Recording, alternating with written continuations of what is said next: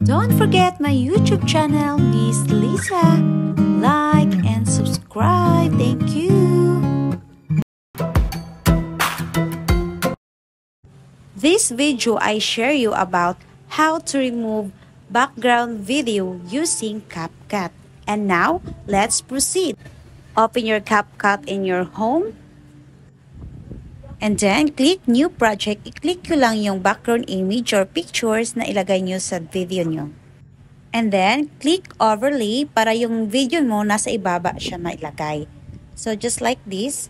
So, mamili ka lang ng video na gusto nyong i-upload dito sa CapCut para mabigyan ng bagong background. So, say for example this.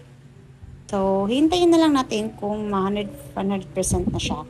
Then, after that, adjust the image, same with the size of your video. Click Remove Background, click Custom Removal, then adjust the capacity. Then, i-click mo lang yung mga strokes itaas. You can adjust them. Hindi mo i-adjust para hindi naman masyadong makapal.